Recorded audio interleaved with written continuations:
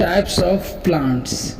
There are three types of plants: trees, shrubs, herbs.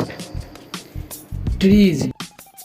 Big and strong plants are called trees, like peepal, coconut tree, pine tree, banyan tree, walnut tree, gulmohar tree. Shrubs. Small and bushy plants are called shrubs, like rose, jasmine, tulsi, hibiscus, lemon, cotton plant. Herbs.